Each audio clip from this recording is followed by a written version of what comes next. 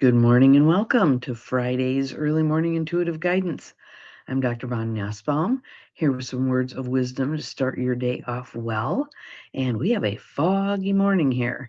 So I'm going up to see my grandbaby today, but I'm not leaving till afternoon. So by then it should have cleared. But pea soup out there. Looks very London-like. So we'll give it a minute here for people to start rolling in. Looks like someone just popped on. Glad you're here. And then we'll do a little bit of tapping and breathing. And I've got a couple of announcements, so we can do those. And then we'll jump into today's section. Good morning, Joniel. Glad you are here. Welcome, which is on another category of the withdrawal response, but it's the more aggressive variation thereof. So we'll have some fun discussion with that, I'm sure. So looks like someone else is here. Welcome, welcome. Grab a drink here. Okay. So maybe let's start with announcements. This coming Sunday, we have our third or fourth Unity Intention Collective, which is anyone who wishes to gather via Zoom to hold space for healing and love and kindness for the United States and the country and the globe. Please join us. Please join us. Good morning, Nancy. Glad you are here. Welcome. So we gather at 9 a.m. Central Time, and we're just all on Zoom. Usually there's however many, it ebbs and flows. Who's ever able to be there. You don't have to be there every month. We do it every month, but you don't have to be there every month. You can show up when you can make it, but it's basically a half an hour. We try to limit it to a half an hour of just holding sacred space for healing, for goodwill, for peace, for kindness, for love, for all the good stuff. Because the more of us that do that, first of all, everyone after we do one says how much better they feel. And those who participate also feel like they can do something then. There's something that they're actually able to do to help our struggling world. So if you're interested in joining us, you can send the word unity to my email, which is bonnie@empowermentandpurpose.com. And then I just need your email address, which usually shows up when you send me something, and I'll pass it on to the other Bonnie. We have two Bonnies who do this once a month. And she can add you to the list so that you get the link for Sunday morning. Good morning, Gwen. Glad you are here. Welcome. So again, that's Unity Intention Collective. And we're basically spending a half an hour on a Sunday morning once a month to hold sacred space for healing and kindness and love and all the good things. So again, just send the word unity to bonnie@empowermentandpurpose.com and I'll get you added to our list so you get the link. Good morning, Abigail. Good morning, Barb. Welcome, welcome. Looks like there's a couple more of you here whose names aren't rolling. Glad to have you. Spread the word. I do this every morning, and it's just to give us some things to think about and chew on and talk over with others as we are working to heal our hurting world. So there's that. And then the other thing is, if you would like to receive the early morning intuitive guidances via email, text the word yes, or email the word yes to me, bonnie@empowermentandpurpose.com, and I'll get you added. You washed your AirPods. That's not what they're for, dear. That's not what they're for. It happens. It happens. I've had people recently who washed their wallet, washed their phone. Yeah. You can tell that the energy is very shifty, right? Very shifty. We are in that green muck stage. The old ways of being are not working. We're off kilter. We're kind of like that colt who's just trying to find the legs to make them work, right? Old stuff doesn't work. New stuff hasn't come online yet. Green muck stage. Here we are. We will be the butterfly, though. Hold in there, caterpillars, former caterpillars. We will be the butterfly. It just takes some time. So that's it for announcements. And let me see, because yesterday was the last day of our amazing.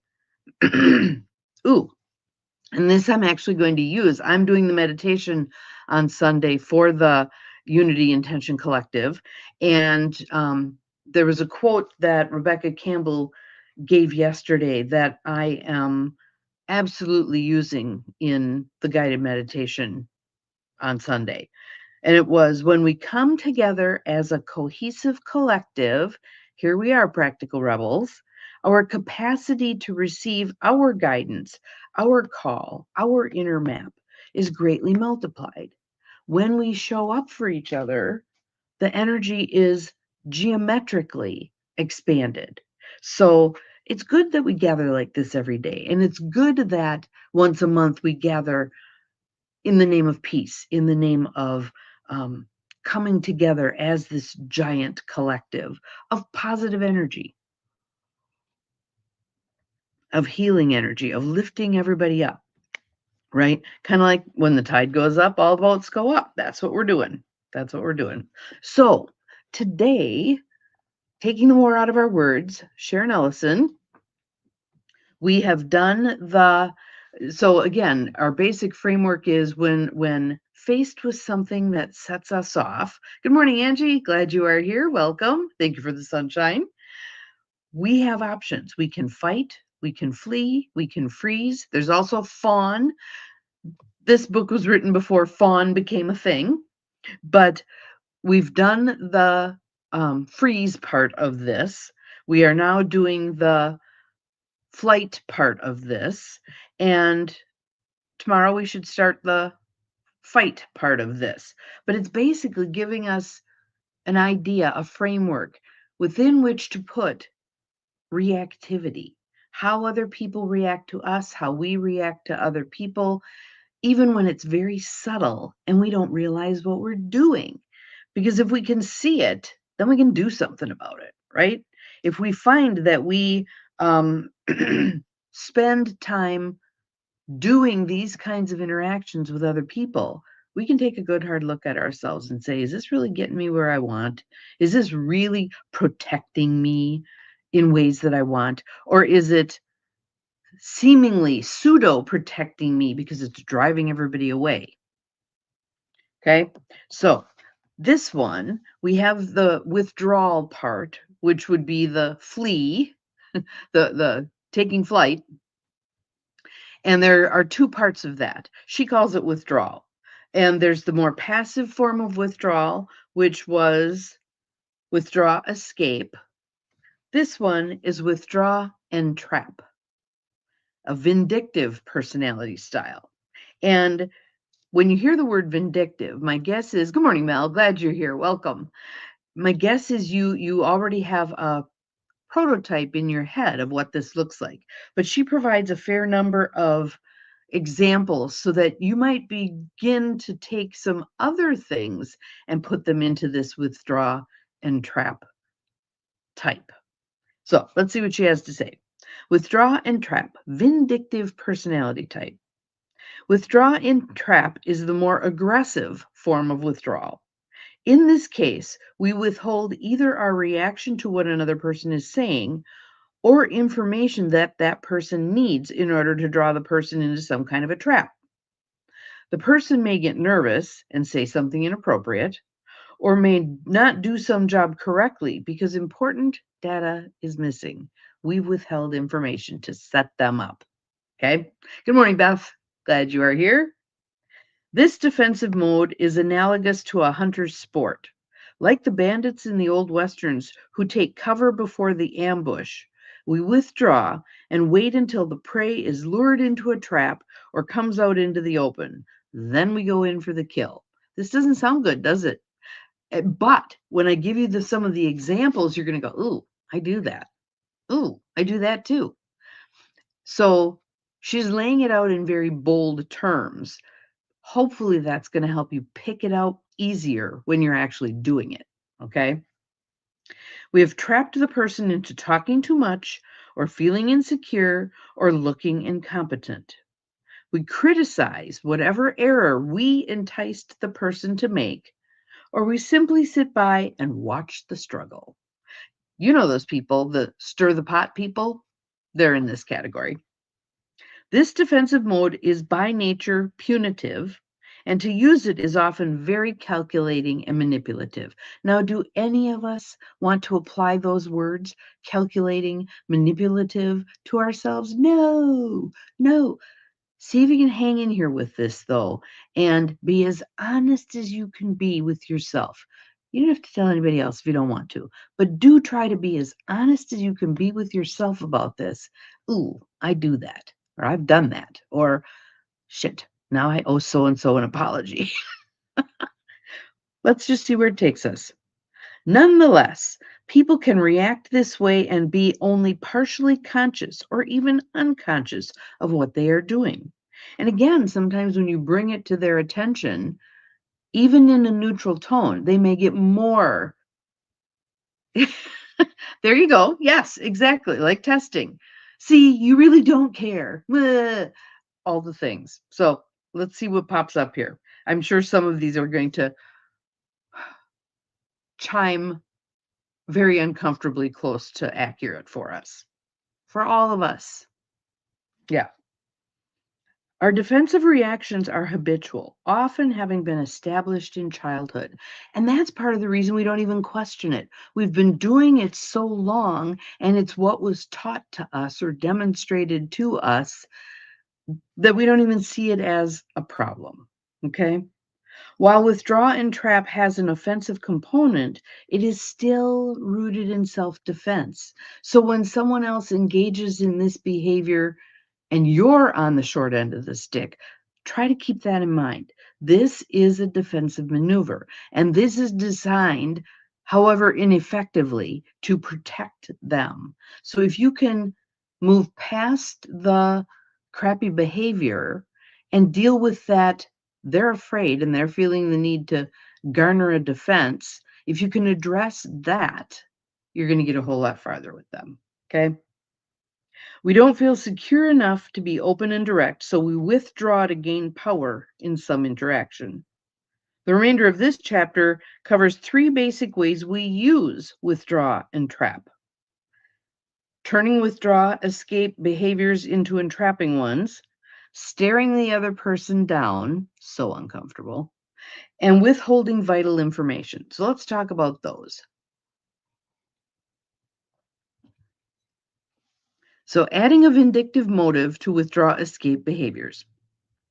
The motive for withdraw escape, which was the passive form of this, is self-protective retreat without the aggressive intention of retaliating against the other person. However, the same behaviors used in withdraw escape can also be used as withdraw and trap if the motive is to control, hurt, or punish the other person in some way. So if we feel like they've done us a wrong, we engage in this behavior to get back at them. Okay? Using physical withdrawal to entrap. When we preemptively walk out of the room without answering, rather than just withdrawing to escape, we can be calculating to draw the other person into a state of frustration, helplessness, or anger. It's a one-up kind of a thing. When we stalk off in a huff, it's a one-up kind of thing. We're effectively cutting the other person off at the knees in terms of conversation. The action can also be calculated to make another person feel abandoned, especially at a time of expressed vulnerability. So if we're beseeching someone to help us with something and they spin on their heel and walk off, how are you left feeling? Yeah. This one, I like this example because she actually used herself and her sister as the example. She's not above this stuff either. None of us are. None of us are. Asking questions to acquire damaging information. We often see this in movies, right? In addition to using questions simply to avoid self-exposure, we may also use questions to entrap another person into exposing damaging information. Like an espionage agent, we ask seemingly supportive questions while hiding our ulterior motive of drawing out certain material that we can use against the other person later. I frequently hear stories of employees who act as confidants to coworkers only to report the confidential comments to others, perhaps even a supervisor. You know that person, right? These people insidiously draw others into exposing information that can be used to weaken a position at work. The same kind of thing happens in families, among family members and friends. But again, keep in mind that person who's doing that on some level feels vulnerable, feels unprotected. This is a crappy way to go about trying to fix it. But again, to keep our willingness to be a little more charitable and offer some grace, keeping in mind that that's why they're doing this crappy thing can be helpful. Entrapping in this way is a bit like the tattling we did as kids. I remember sometimes being jealous of my little sister Candy because she was always so good, whereas I sometimes got into trouble, usually from being rambunctious or talking back. One day, when Candy was taking her turn at washing dishes, I asked her in a conspiratorial, friendly whisper, "Do you always rinse every dish?" For a while, she insisted she did, but finally, in response to my friendly coaxing, she admitted that she fudged once in a while. Whereupon I ran to Mom, gleefully shouting, "Mom, Candy doesn't always rinse every dish either." Can you just hear it?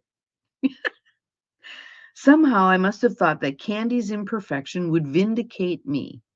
And see, it really doesn't work. It doesn't raise you to their level. It's your attempt to pull them down to, it doesn't raise you to their level. It pulls them down to your level. Doesn't work. Ultimately, it didn't help my cause with my mother, and my sister felt hurt that I had turned a moment of confidence against her. Then there's the stare down. A surprisingly common and very powerful category of withdrawal is refusing to give another person any visual or verbal response during a face-to-face interaction. We may simply stare intently and adopt a tense body posture like a cat waiting to pounce. That's always pleasant, isn't it? Sometimes our facial expression is laced with smugness or boredom, other times with coldness or anger. None of those are going to feel good if you're on the receiving end, hey? Yeah. Our motive is to wait, to set the other person up to react in a way that plays into our hands. The classic routine of the two vaudeville comedians depicts how this process works. When we withdraw to entrap someone else into reacting in certain ways, we essentially set the person up to become the straight man for our punchline. Unlike the comedy team, however, we do not have this person's willing cooperation. So here are some examples of common scenarios. Blaming our own mood on another. Recall from chapter 1 how Marcus steadfastly refused to respond to Sally's probing as to why he was upset. He'd just stonewall her. Marcus would scowl, stare, and wait until Sally asked what was wrong, at which point he would say tersely, we can all answer this, right? Nothing. Knowing something obviously was wrong, Sally would protest the lie, at which point Marcus would attack her verbally, claiming he was in a fine mood until she started bugging him. Anybody?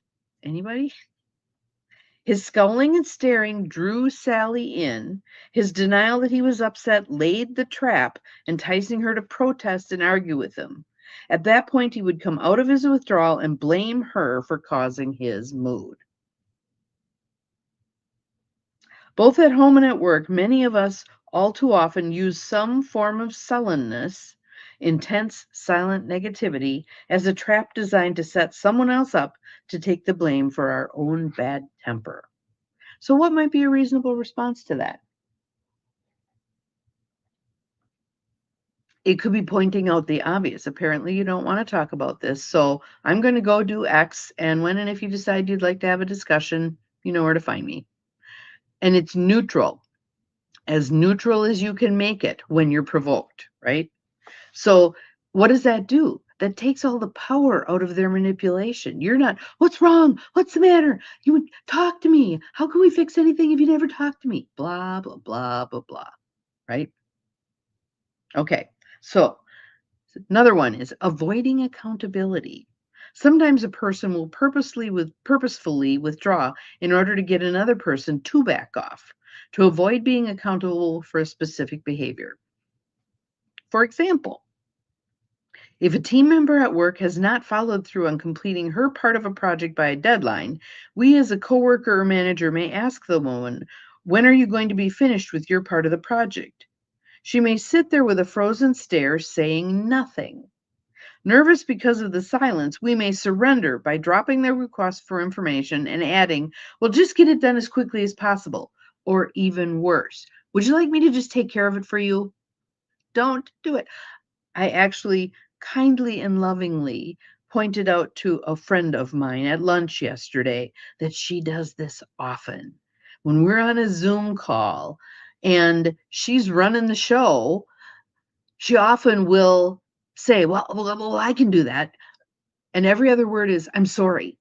I'm sorry. I didn't get this, but I'll take care of it." Or who could do this?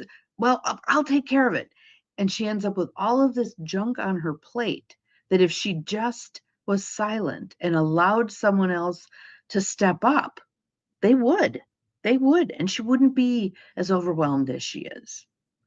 So we'll just get it done as quickly as possible. We then walk away to escape the interaction, leaving the unresponsive person off the hook and unaccountable, at least for the moment.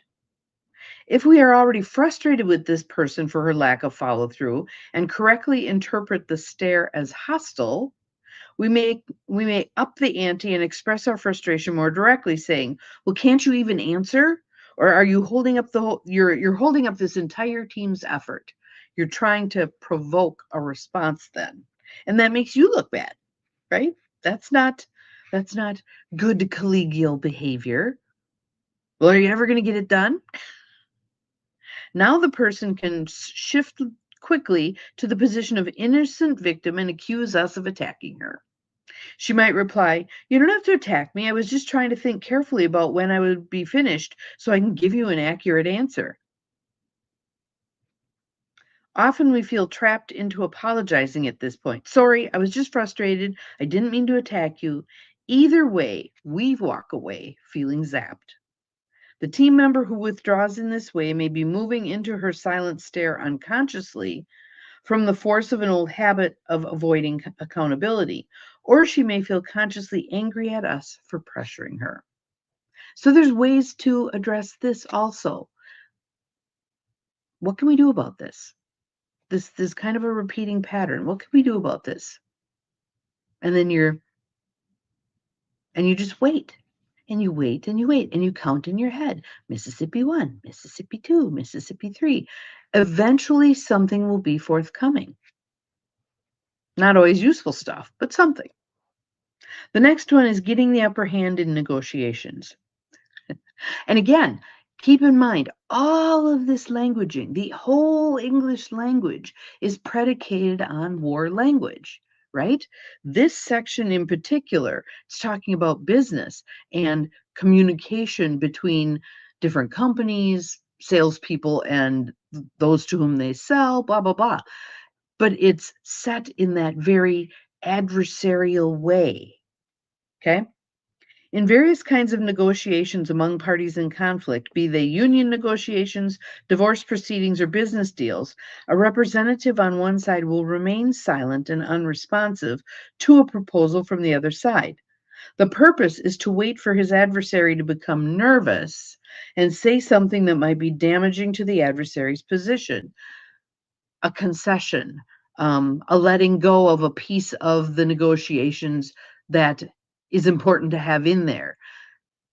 You cannot afford to allow yourself to be uncomfortable with the silence. Thus, the training yourself with Mississippi 1, Mississippi 2, Mississippi 3, and you just sing a song to yourself in your head, whatever it is. But don't allow their silence to manipulate you into conceding something you don't want to concede, right? The old saying in negotiating business deals goes, "Whoever speaks first loses." Analogous to being the first to show one's hand in poker and suggesting that the one who holds out longer will get the upper hand.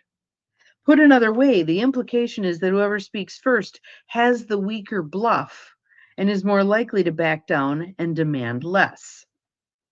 So I think a way to deal with that can be, I see you're needing some time to think about this. So I'm going to go about doing some other things. And when you're ready to take a next step, give me a holler. Leave the scene.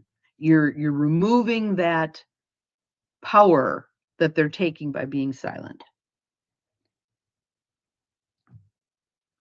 Another one is create psychological insecurity in the other person. Some people gain power in intimate relationships by maintaining a kind of stoic silence in order to stimulate nervousness and insecurity in the partner or date. Sherry, for example, said when a male friend did that, she would find herself behaving in ingratiating ways just to get a response. She would talk too much and then, fearing rejection, become upset with herself. So that's the fawn. Fight, flight, flee, fawn. The classic fawner in my mind is Peter Pettigrew, Wormtail, when dealing with Voldemort in the Harry Potter series. Yeah. This manner of withdraw and trap fits traditional male-female scripts in which the man is cast as the strong silent type and the woman as flighty with less personal strength. Let's kick that one to the curb, shall we? Both men and women, however, entrap in this way. The person who becomes insecure will often devalue herself or himself, trying harder to please the other and often becoming more clingy and needy.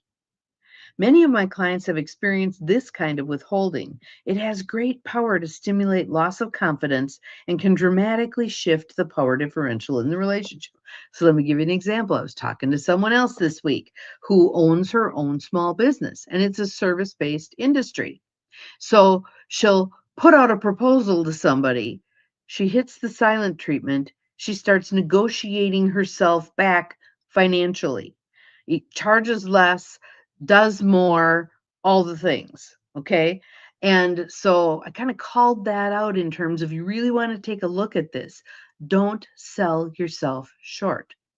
And so the classic statement that I think, especially for women, can be so helpful is, I'm worth what I'm paid. I'm paid what I'm worth. I'm worth what I'm paid. I'm paid what I'm worth. Repeat, repeat, repeat. Really mess around with that and get a sense of that. There is a reason, and we collude sometimes as women. How unfortunate that women make 85 cents on the dollar. There's a reason that happens.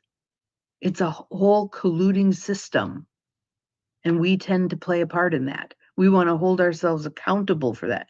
No, he's getting $1 an hour. I get $1 an hour. That little penis that he has, that doesn't provide you any extra value in this particular job. Okay. So he's paid $1. I'm paid $1. All right. People who also use this defensive maneuver to establish psychological dominance in the workplace.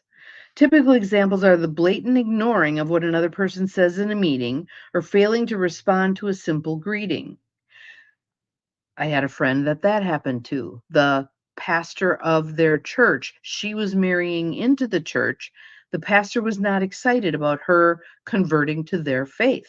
And she said hello to him as they walked into the faith community, and he ignored her. So she said it louder. Well, by then there's a whole bunch of people around walking in, and he had to reply because otherwise he would have looked bad. Did it make her look a little bad that she pushed it? Perhaps.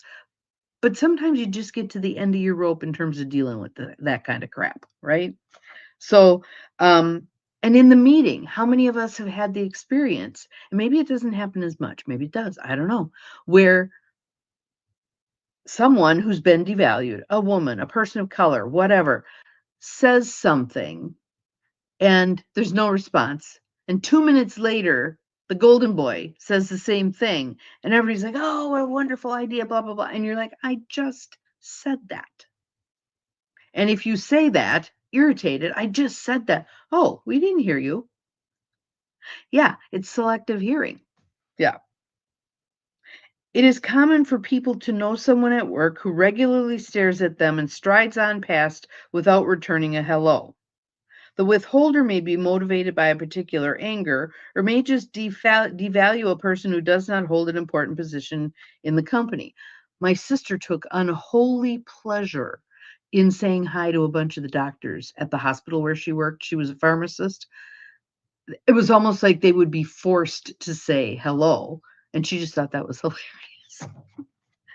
The withholder might also be expressing prejudice based on gender, race, or sexual orientation. Such withholding can effectively undermine another's confidence in a professional setting. If every meeting you're making suggestions and nobody's responding, that certainly is probably going to kick your confidence in the teeth. Next one is coercing a commitment. When Carla called Regina to see about getting together during the week, Regina responded that she had had a week from hell and didn't have time to do one more thing.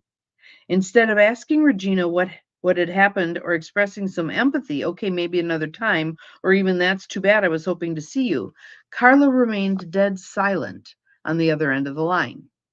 Regina, feeling pressured, sighed and said, well, maybe we could have an early morning breakfast on Tuesday, knowing even as the words came out of her mouth that getting up earlier would be distracting and tiring before an important meeting at work. Carla quickly replied, okay, that would be great. Regina hung up, frustrated. Although this had happened with Carla before, she swore it would be the last time she slipped into the trap and made an extra commitment she couldn't afford.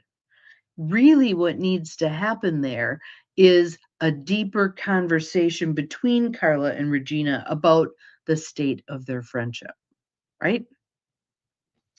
Withholding information. This is the third category. The third category of withdraw and trap centers around withholding information that is important to the other person. When Wayne, for example, came into a corporation as a young middle manager, he changed procedures and issued directives without adequately consulting longstanding employees. We know how well that goes, right? Phoebe, a member of his department, attempted several times to tell him that a precise change he was making had been tried several years earlier and had been abandoned when serious production problems happened. After Wayne ignored her advice to reconsider his decision, Phoebe remarked to herself and a few coworkers, I'm not going to say anything more. I'll just wait until he runs into problems. When production is down and we have a mess to clean up, it will be on his head. From that point on, she would simply look at Wayne stony-faced anytime he gave her instructions, often walking away without a word. Although the stony stare indicated that she had resorted to withdraw and trap, the most crucial aspect of her withdrawal was that she withheld information. When production problems began to arise, Phoebe still said nothing to Wayne.